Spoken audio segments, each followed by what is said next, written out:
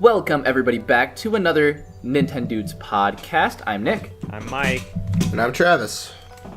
This time we're going to be tackling console accessories, as you guys have probably already noticed before, and if not, basically I'm just going to say we love console games, while we would still play games on PC. Consoles can kind of sometimes come with a lot of accessories that would kind of more enhance or non-enhance the experience. So much of what a console is and what the identity is of a console really depends on a lot of factors, like the controller, like the games, and kind of the peripherals that go along with it. And this podcast is really dedicated to those console accessories.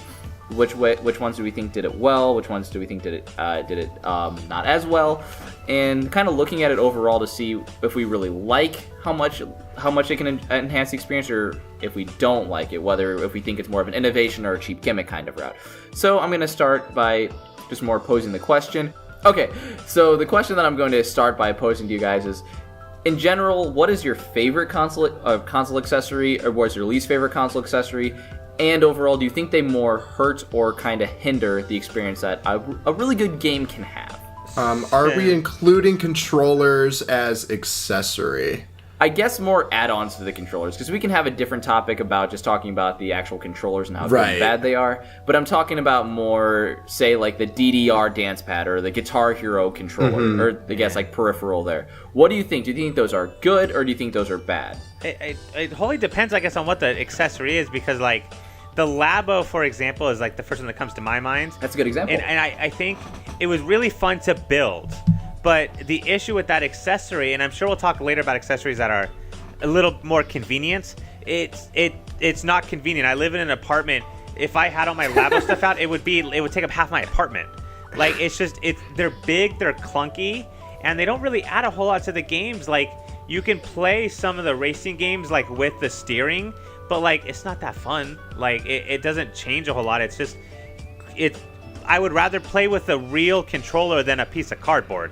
You know, and so like the building process of that was fun, but if we're strictly looking at Labo as an accessory, which I think we should do in this video, I think that's where it flopped. Like, I feel like for an accessory to be successful and for it to work well with a console, it has to be compact, right? Something I can hide in a desk drawer, or, you know, throw in my closet when I'm not using it. Something that can be tucked away nicely. But it also has to be something that actually adds to the gameplay, doesn't take away from it. Yeah, like Guitar Hero helped. Right, exactly. Oh, Guitar Hero and DDR did a great job, I would say. Right, because I think on the flip side, those add to it, right? They give you something a controller can't give you. I think Labo tried to do that, but I don't think using cardboard is the way to go. I think Labo's main thing was it wants you to build it, which was fun, but, you know, fishing with a cardboard fishing pole felt weird.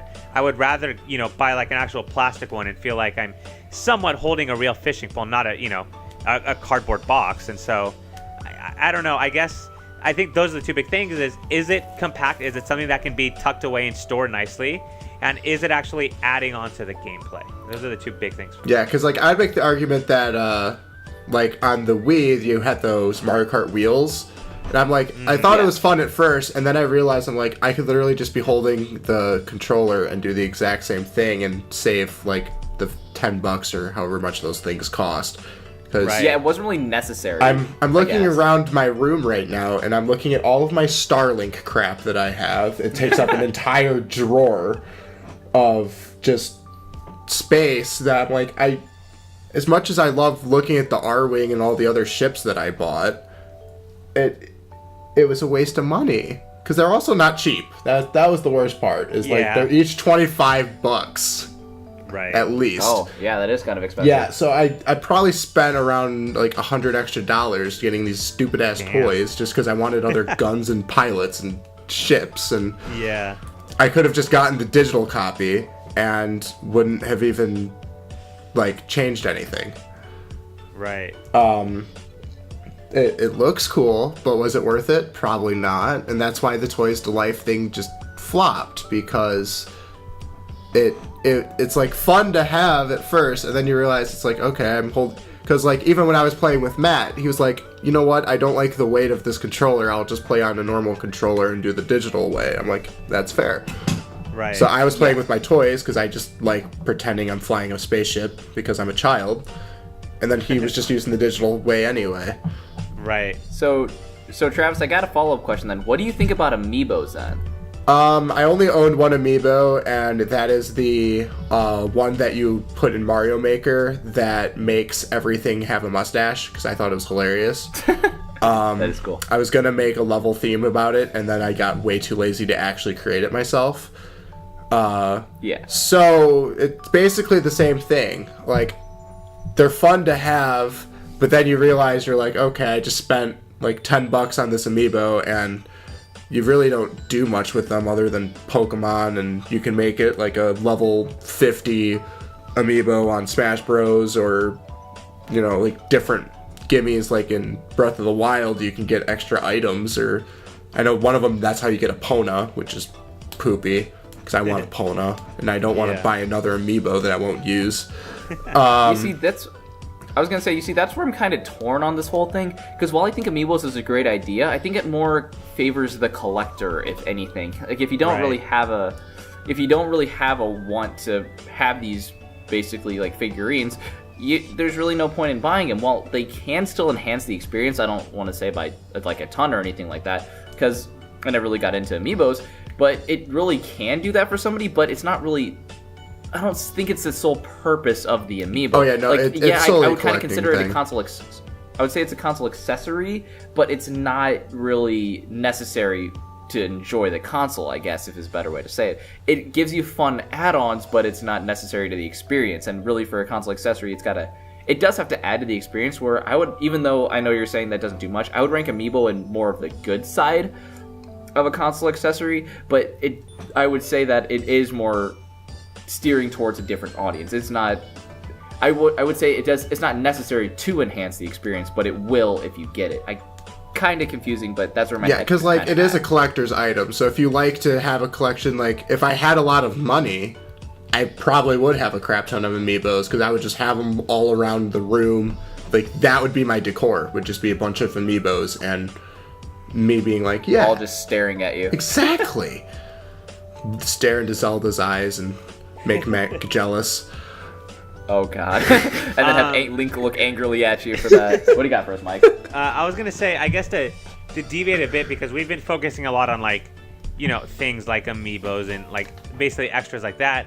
I guess what I'd like to ask is, how do you guys feel, because we touched on it a little bit with DDR and Guitar Hero, but those are the ones everyone talks about. So excluding those two, can you think of any games that came out with like a brand new controller with it, smashed with the game controller, doesn't count either, like an actual like controller that adds onto the game that you thought was really good?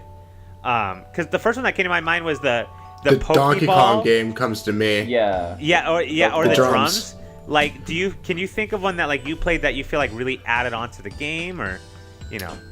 I did not end up buying that Pokeball because I didn't think it was worth the. Wasn't it like $40 or something crazy? Yeah, it was something really expensive. Like, if it was a $10 gimmick, I might have gotten it just because I wanted Mew, and that's how you get Mew. Mm-hmm. But I'm like, I just don't see myself playing this Pokemon game enough to even utilize that. And then, like, I don't think this next game is going to use it, so it would only be for that one specific game. And that's how I felt. And then also Pokemon Go, right? Yes, I think so. Yeah. Because one of the games I was going to say that I feel like did it nicely was Link's crossbow training.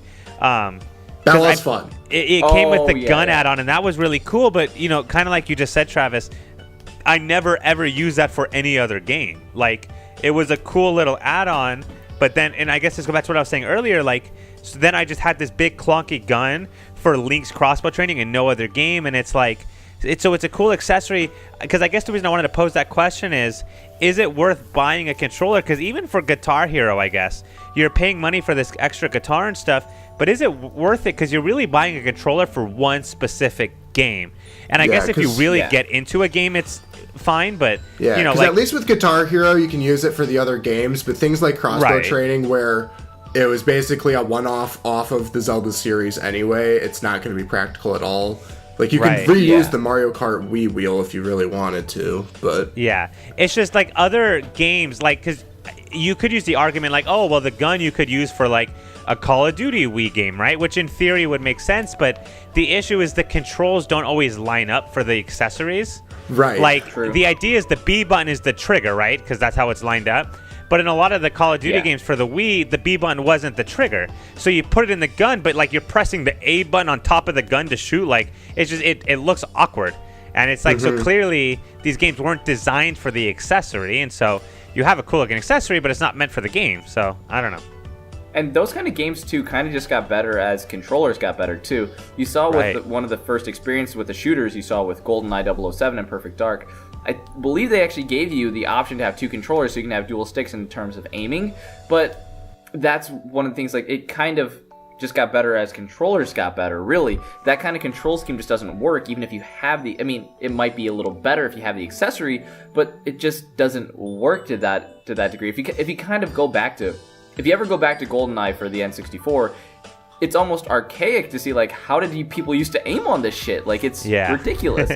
But it just, as games got better, like, I mean, there's advancements that are made to the controller, and now it just feels so intuitive that, like, the shoulder buttons are your firing buttons, and you use you have a camera stick and you have a movement stick or whatever. Like, it just is almost intuitive to us now that wasn't intuitive back then. Right. And I would say, like, no amount of accessories could have really fixed that. I think Halo was one of the first games that kind of went with that, with like the triggers being the shooting buttons and then the couple of sticks to be like aiming and moving.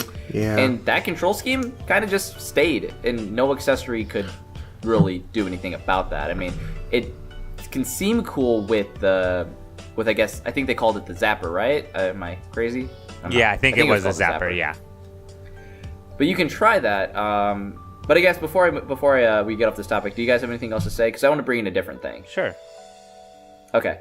So the one thing that I was thinking of, as I would say was one of my favorite console accessories ever, is the transfer pack that you plug into the back of the N64 controller. Yes. This thing will have Game Boy Color games or Game Boy games that you can put in the back, attach it to the back of the N64 controller, and have interactivity with your games. You kind of had something similar with the Game Boy Player for the Super Nintendo, but the reason why this was cool is that it didn't just let you play the games on the big screen, it also let you do different things with it. Like if you had Pokemon Stadium and you had the transfer pack, you could use your own Pokemon in their challenges. If you had Mario Golf and you had the Mario Golf Game Boy game like I did, you could have different players to play in Mario Golf 64. And I hate to say it like this, that's almost perfection in a console accessory in my eyes, because it's compact, it fits away, it's durable.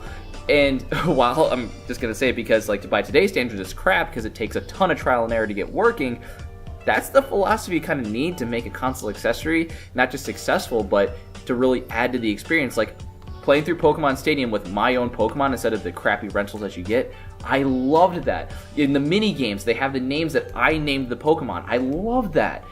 That's what you kind of have to do with a console accessory, but that level of interactivity is something that I really don't see nowadays. It's cool that Nintendo's trying it with Labo, but Labo, it's fun to build. It's not as fun to really play with. I mean, VR might be different. I never tried it with like the VR headset, but the original Labo set, I agree with you, Mike. It's just it's fun to build, not as fun to really play for a longer time with. Yeah, it's like a one-time experience, I guess. Yeah, I think I would say the most recent accessory like that I can think of, and it's a little bit different, is the Wii Motion Plus when that originally came out, because Nintendo kind of said, hey, our Wii controllers, like, they're good, but they're not great.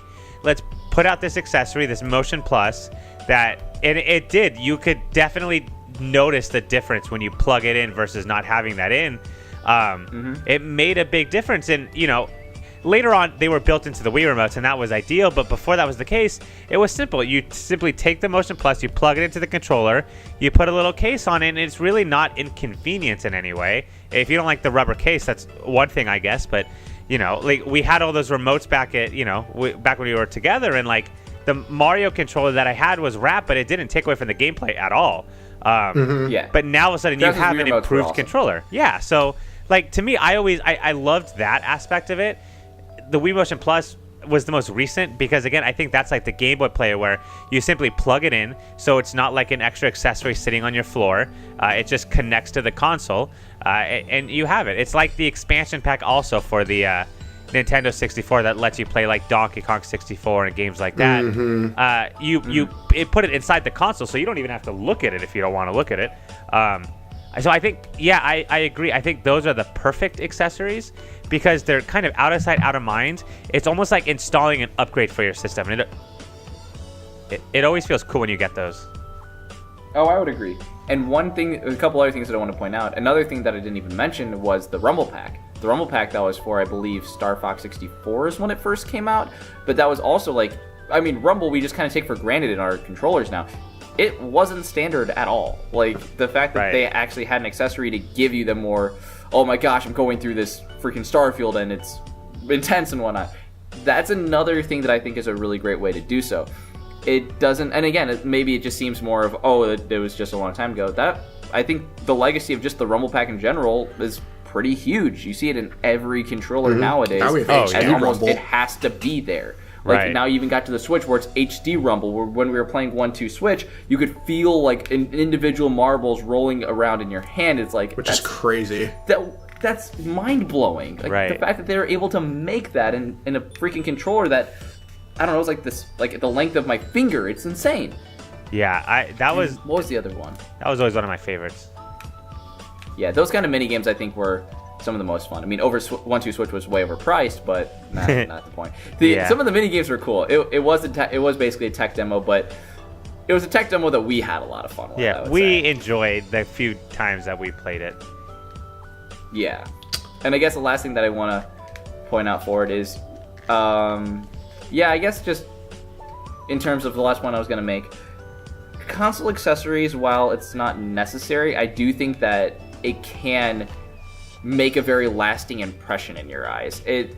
Because the moments that I had with Pokemon Stadium, while they were good at playing with friends and whatnot, it still made more of an impression on me that I was able to almost combine two separate worlds into one. Mm-hmm. And I love that kind of mechanic. But it's sad that nowadays it's not even really, I wouldn't say it's necessary, but it's also not really sought after by a lot of people. So while I don't need the Rock Band drums in my life or whatnot, because it just takes up unnecessary space, it still is one of the things that I still cherish, because I had those memories. I had the times where me and my friends were basically pretending we were in a band, and we had a lot of fun with it. And I think part of it was because of the more interactive experience that you get with the console accessories. So while they're not necessary, and while I still like the fact that people are trying it, I definitely don't think it's ever going to be as popular, because so many of the things that were accessories have kind of become standard now, if you know what I mean. Yeah, no, absolutely.